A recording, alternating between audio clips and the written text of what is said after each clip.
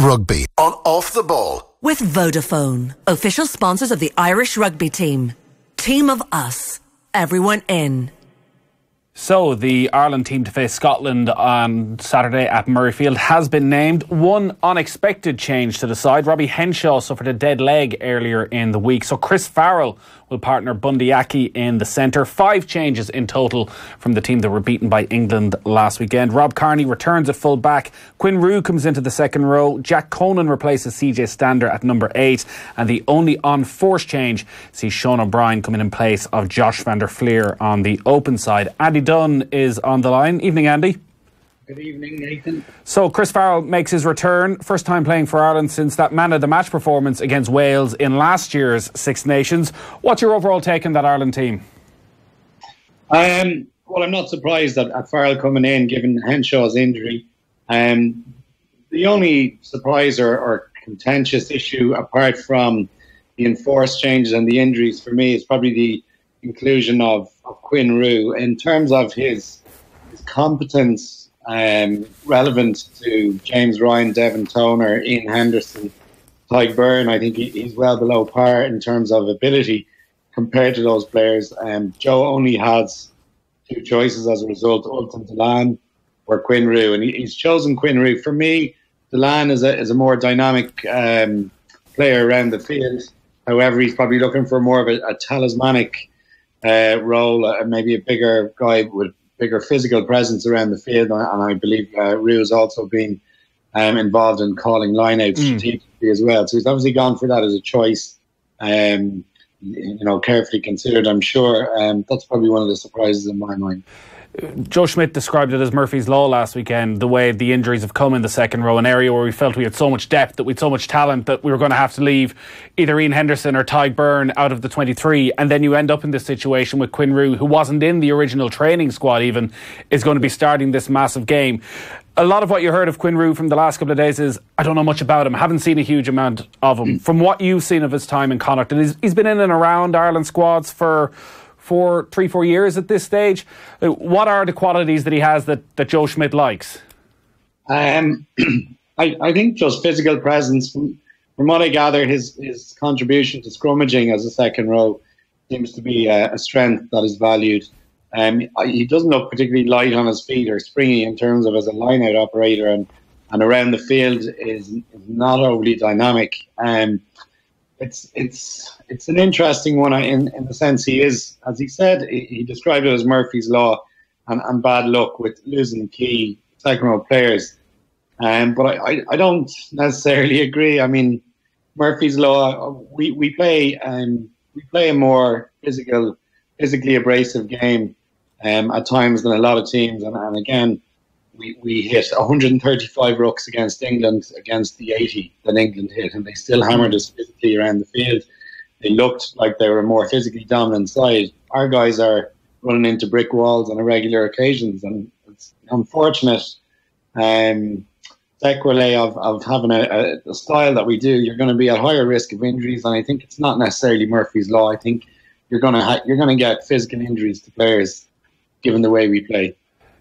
From talking to you a lot over the last couple of years, watching this Joe Schmidt side, I did get the sense, even before we spoke today, that you wouldn't have been surprised by the amount of injuries that came from that game last weekend when England came with all their might, because you've mentioned this constantly about how attritional it is for Ireland. Eddie O'Sullivan spoke about it last night. That is our brand of rugby.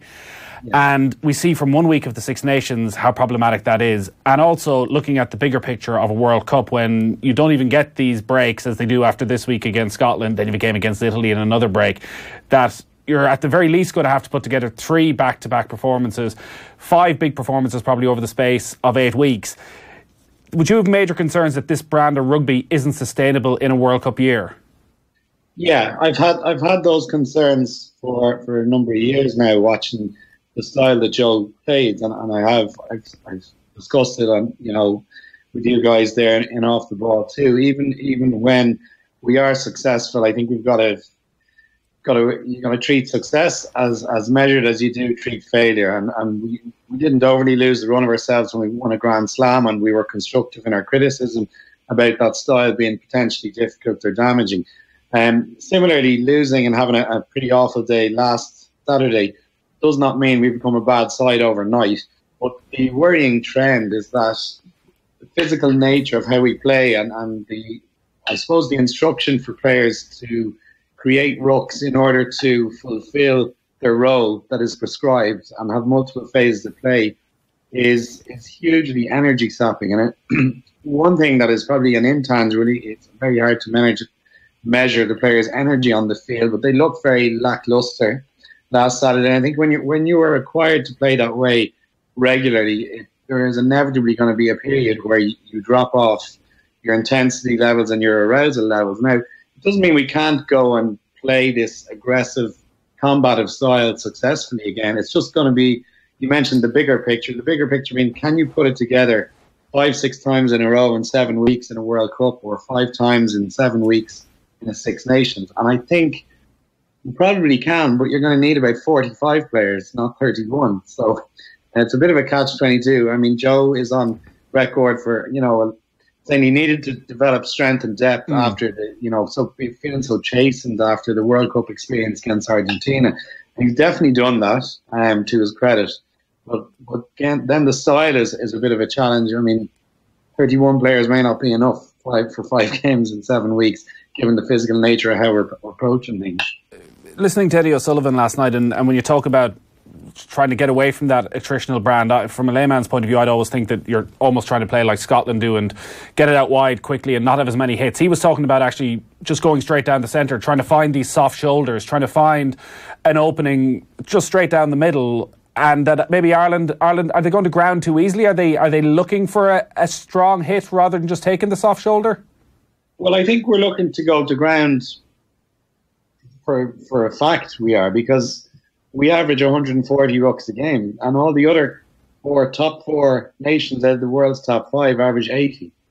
So I've been banging on about that stat for a while, but it's absolute proof that we go to ground far more than others, and that's got to be a brief. It's not that the players are incapable of staying on their feet or attacking soft shoulders. They're being instructed to do that. So we had 200 passes against England, and 2 of them were offloads.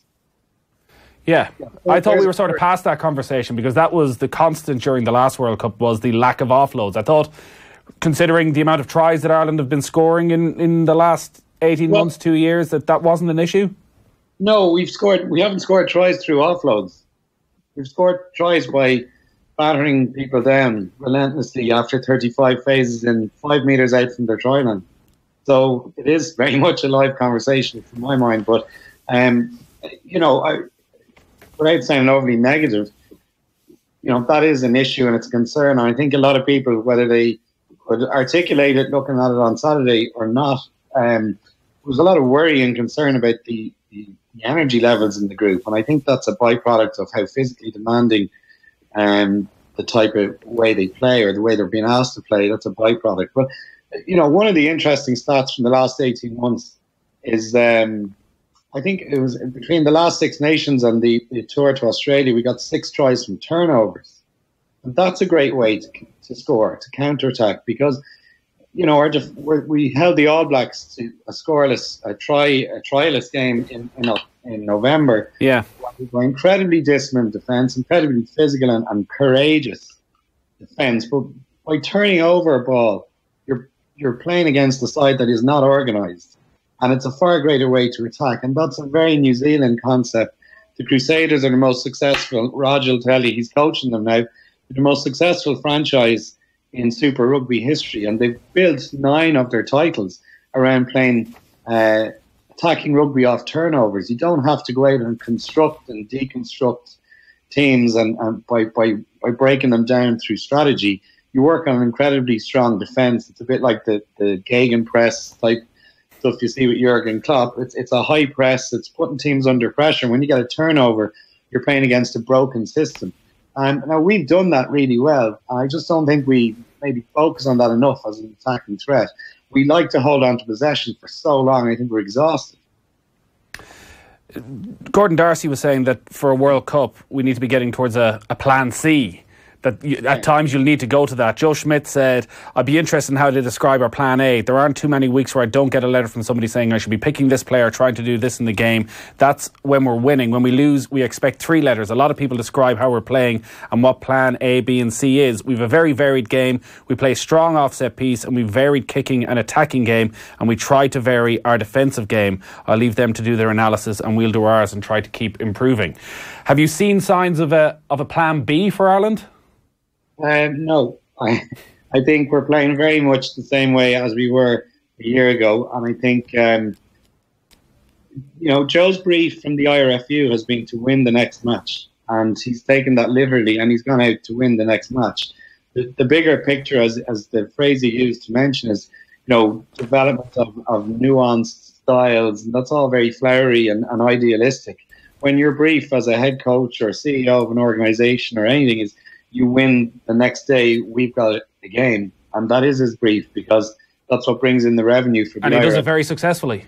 He does it brilliantly. But, maybe his employers need to change the brief and say, you don't have to win every single game and you don't have to win the next match. You get a license to empower players to be a bit more expressive. I mean, we don't have a plan B. We don't have a plan C. If you look at how the All Blacks play, famously Steve Hansen in 2014, I think, referred to the Irish team saying they spend 6 hours doing video analysis of us, but we don't know what we're going to do. So how are they going to defend us? I mean, they're going out in the field with players who are equipped with a huge amount of skill and are empowered to make decisions on the hoof, where we have players of that capacity but are not being empowered to do so. They're being told exactly where to be on multiple occasions for multiple phases, and while it does work most of the time, it does become tiresome for players physically, mentally, and I think it drains them at times, and you're going to inevitably have peaks and troughs. Mind you, if you're playing a very creative game, you're going to have peaks and troughs too. Yeah. Do you think if Joe Schmidt had those conversations with the IRFU and there wasn't the pressure, and I don't think we're ever going to be in a situation where there isn't the pressure to win every Six Nations game or to experiment during a Six Nations, but do you think if that option was there, even this week, if conversations were had, listen, Joe, do whatever's best for World Cup, don't worry about this Six Nations, do you think he would change things? I'm not sure. It would be speculation, but I suppose by comparison, the Leinster teams he coached were very expressive and were very attack-minded, were very fluent in attack. His Irish teams certainly lacked that level of fluency. You could counter-argue that the time is less on the ball at international level. It's higher intensity, and you cannot, just as you can't compare like with like at provincial level going up a level to international, and maybe you need to be more dogmatic about structured play. But I suspect if the IRFU, which they're not going to do, but if they sat down, Joe, and said, you have freedom to go and lose a couple of games if it betters our style of play, I suspect he might embrace that. Yeah, I mean, it would be, I don't think he's averse to being attacking or attack-minded. I just think his current strategy to success and to scoring tries and points is very, very one-dimensional. What you said there about Steve Hansen and we don't know how we're going to play, so how would Ireland know what we're going to do? Do you worry after watching what England did to Ireland last week that Ireland have become easy to analyse, that they become easy to read, and that what England did last week other teams will be able to replicate? Yes, I do. I think we are easy to read, but it doesn't mean we're easy to play against. I mean, I think we were easy to read last year as well, but we still won the Grand Slam. Our attention to, I think what Joe, you constantly hear the sound bites coming out of Carton House, or Joe's attention to detail and Joe's, infamous video sessions where people who lack attention to detail are getting hauled over the coals. If you have a predictable plan, but it's executed to the highest level, you're still very, very difficult to beat. And I don't believe we were any less easy to read last year. We were just, we were at peak levels of physicality and aggression and courage. It's just hard to sustain it on an ongoing basis. Just then, going back to the team selection, it was obvious from very early in the week that Rob Kearney was going to play. The last we saw of Kearney was a couple of weeks ago in the Pro 14 against Scarlets, where he looked well off the pace. Would you have any concerns about where he is at the moment, slotting back into the team? if you'd asked me 2 weeks ago, Rob Kearney coming in, having not played, would I be concerned? I probably would have said no. But on the back of seeing Peter O'Mahony looking not so fresh, on the back of seeing Johnny Sexton having a poor day, having been out for 5-6 weeks, and Murray not being in great form. Murray had a very poor game, and equally poor a couple of weeks ago against Exeter. Your key kind of leaders and decision makers on the field are coming back in without game time, and we're all assuming they're able to hit the ground running because they've done it previously, but maybe they're a year older, maybe it's harder to do that.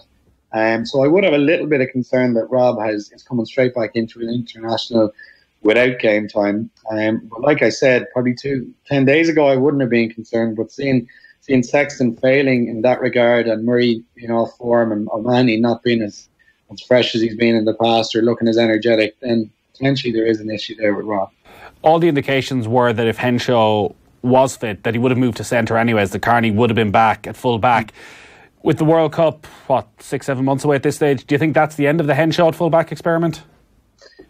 Possibly in the Six Nations, but I think Joe was probably quite keen to give him a run in a big game in order to, I suppose, have a plan B in terms of personnel for Kearney. We've criticised the style of our play and said we don't apparently have a plan B or plan C, but I think he certainly has plan B and plan C in terms of personnel. If he asked personnel B and personnel C to do the same job, that's another query. But I think he was very keen to look at the likes of Henshaw starting a big international game under pressure, under stress, and give him that experience. He did come into recognition from his breakout year in Connacht as a fullback. So it's not like he's not comfortable playing there, but he was under severe pressure against England based on how they played, a little bit based on his rustiness himself, and a little bit based on maybe Keith Earl's injury and having to kind of cover 1.5 people positioning. It's probably, it's a difficult question to answer, but just when you talk about Conor Murray's struggle for a bit of form at the moment, and Johnny Sexton hasn't played a huge amount of rugby, what does Joe Schmidt do with those players? You just have to keep them on the pitch and presume that it's all going to come together for them? Yeah, I would have thought so right now. It's far too much credit in the bank to overly query their capacity. I think we're all entitled to acknowledge that they had a poor day. It's not like they didn't. They were poor on the day, quite poor. And but they're top class. They're world class players, both of them. And we have a number of world class players through the squad. I think probably more so in the forward pack than we do in the back line. Ironically, I think our two key world class guys in the back line are the two guys who are off form in Conor and Johnny. So I'm sure Joe will just write it out, have a chat with the two guys, see where they probably weren't able to figure it out for themselves and adjust and make amends coming into Saturday. You're going to be over at Murrayfield covering the game for us on Saturday afternoon. Of course, you'll also be there for your secondary role as chairman of the Finn Russell fan club. Yeah. Yes. I much like I've become a big fan of how Ulster Rugby have played this season, and I see Dan McFarland has very much taken his learnings from his experience in Scotland under Gregor Townsend. I'm as much a fan of Finn Russell as I'm a fan that he is empowered to be creative on the field by his coaching. And I think the Scottish style at the moment is dangerous. It's great to watch. It's exciting. And Russell is the ideal talisman to run that for the Scottish team. He's not without his off days. He's had a few horrific games this season, and he's lost. He's a guy who can lose games for you, but he's also a guy who can win games for you outright. And I think probably one of the moments of the Six Nations last year was his left to right pass from deep against England. It was one of the most beautiful passes I've seen in a rugby field in about 10 years. He is a guy who brings kind of 5 Rockstar moments to rugby, and it will be interesting to watch him on Saturday. We've just spent 20 minutes been, I guess, pretty negative about Ireland. It's hard not to be after the performance last week. And Scotland impressed for parts of that game last weekend, though they have left their hat-trick hero on the bench, Kinghorn, after that hat-trick has been replaced by Sean Maitland. How worried are you for Saturday? or are you worried at all? Do you think that Ireland is an automatic response to what happened last weekend? No, I would be worried. I'd be just concerned that I don't anticipate we're going to change our style. I think we're just going to look to do it better. And Joe is always big on execution and attention to detail. He'll look at the defence. He will look at how we play in that belligerent way, and he'll try and ensure players execute it to a far higher level. So that does worry me because, again, that makes us easy to read. And if Scotland are up for it physically, it does. I mean, yeah, it makes the stomach tighten a little bit when you consider how creative they can be. I just don't think Scotland are at the level just yet, where they can contain us physically, even though they know what's coming. I don't think they can contain us for 80 minutes. I suspect there'll be a lot of residual anger based on our efforts last Saturday, and there's a lot of top-class, hugely experienced internationals in our group who won't take kindly to criticism and their own performances as they reflect in them last Saturday. So even though I think we're going to go out and do the same thing but do it better, I don't think Scotland will be able to contain us. All right, good stuff, Andy. We'll talk to you Saturday. Cheers, Nathan. Rugby on Off the Ball. With Vodafone, official sponsors of the Irish rugby team. Team of us, everyone in.